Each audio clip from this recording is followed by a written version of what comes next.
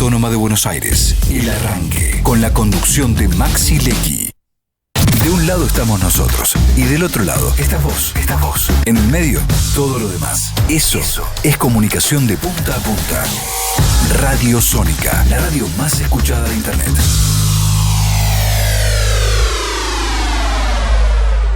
Entrá ya a multitravel.com y compará todas las opciones que tenemos para vos. Multitravel.com es la opción más segura, sin sorpresas y en cuotas. Para todos tus viajes llegó Multitravel.com. Especialistas en viajes al mejor precio alrededor del mundo. 91 años de historia. Conoce el Palacio Legislativo. Agenda tu visita guiada en legislatura.gov.ar. Legislatura porteña. Nos une a la ciudad.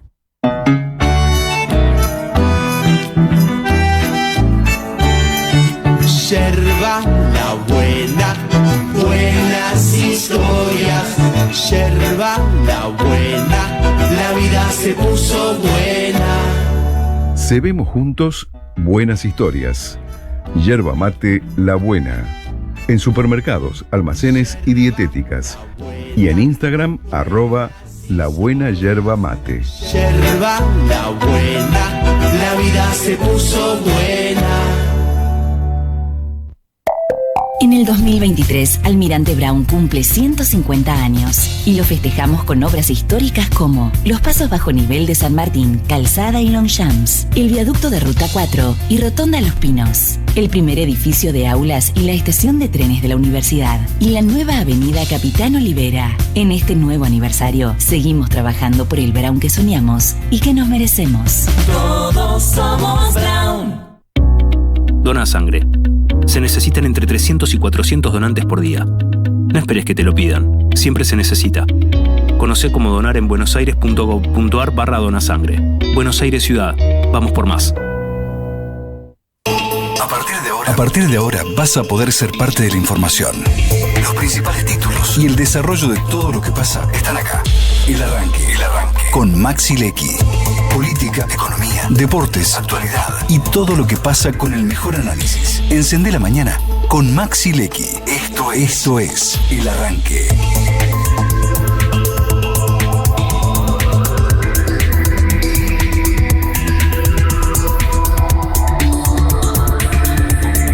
Buen día, ¿cómo les va? Qué alegría estar con ustedes. Una nueva temporada del Arranque en Radio Sónica. Y digo una nueva temporada porque son tantas que ya no me acuerdo de verdad cuántos. Sí, como decíamos hace algunos días cuando grabamos la presentación con Josefina, han pasado muchos gobiernos. Ha pasado el gobierno de Cristina Kirchner, ha pasado el gobierno de Néstor Kirchner, ha pasado el gobierno de Alberto Fernández, ha pasado el gobierno de Mauricio Macri, ahora estamos en el gobierno de Milei, y obviamente van pasando los años, van pasando la actualidad política nacional, y obviamente en la Argentina nunca se descansa, siempre hay algo que comentar, siempre hay algo que analizar y siempre hay algo que vos del otro lado tratás con nosotros de sacar conclusiones.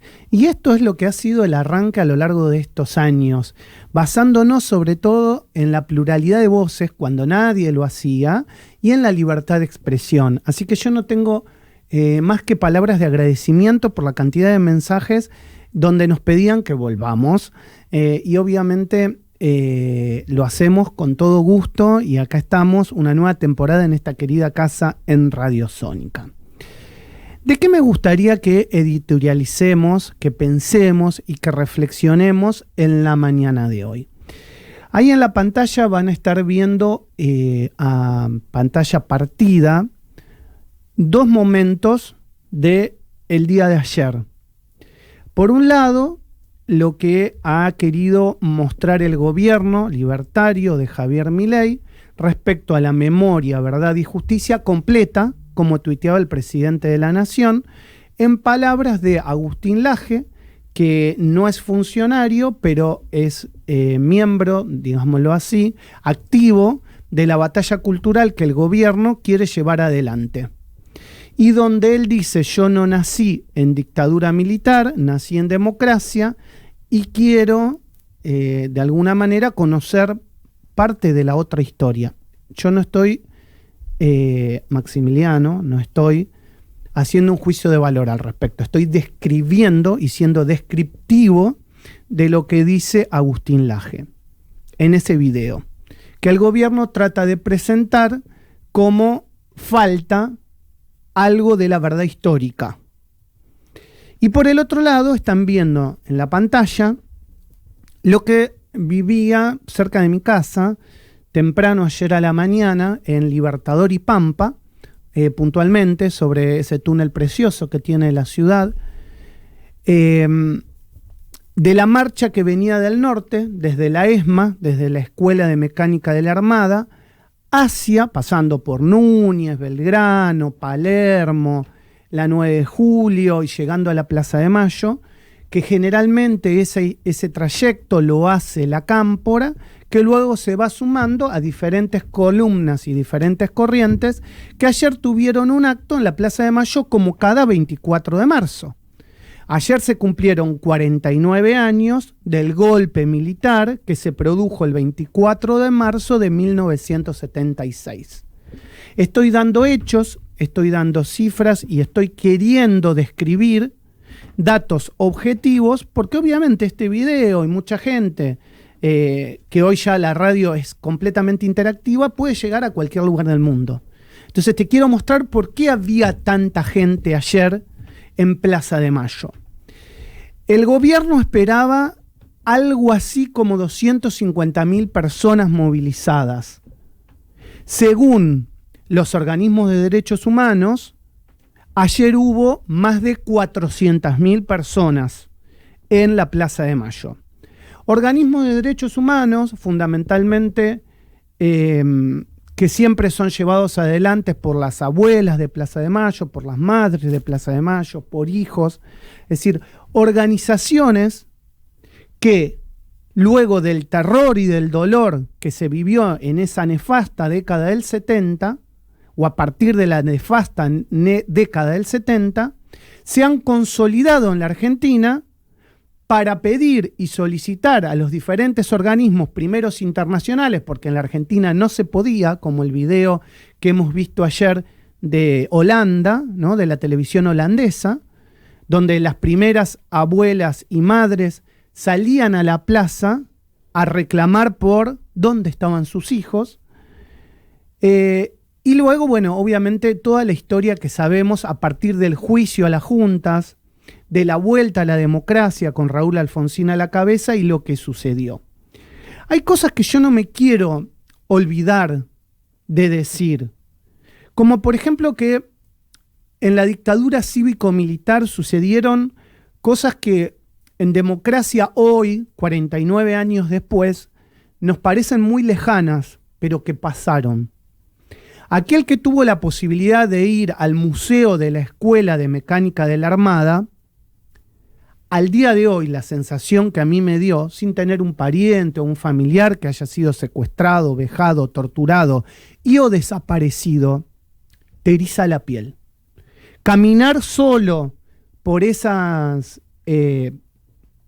paredes y por ese lugar te moviliza y te genera una sensación de angustia que solo pensar lo que vivieron las personas que estuvieron ahí, detenidas forzadamente, sin una orden judicial, es prácticamente impensable en la democracia de hoy.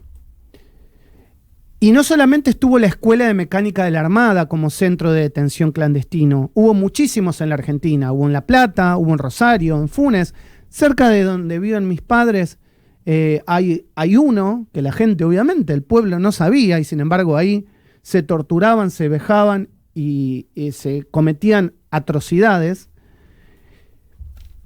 Y después está los vuelos de la muerte.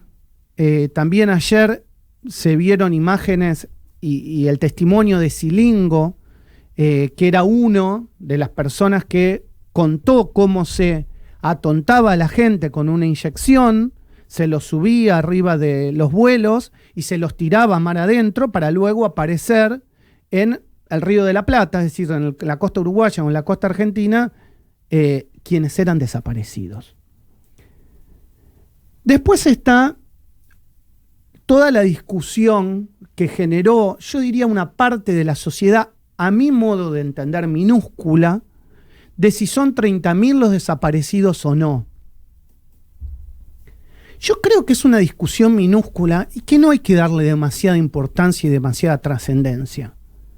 Porque esto lo digo yo y me hago cargo, así sea una la persona, miren lo que les digo, vejada, torturada o desaparecida por parte del Estado, y con todo lo que sucedió, es decir, robo y hurto de bebés, así sea una, de parte del Estado que haya cometido esa atrocidad, es un delito de lesa humanidad. Punto. Que continúa hasta hoy y que tiene una continuidad actual, los efectos, nosotros que somos abogados sabemos de lo que es efecto jurídico, los efectos continúan hasta hoy porque no se sabe y no se conoce qué pasó con esas personas de boca de los responsables de esa dictadura y de quienes llevaron adelante esos crímenes de lesa humanidad. Y todavía no se sabe dónde están muchos de los bebés secuestrados y a qué familias fueron a parar o fueron entregados. En realidad entregado es una palabra benévola, es decir, pues fueron apropiados. Y por ende fueron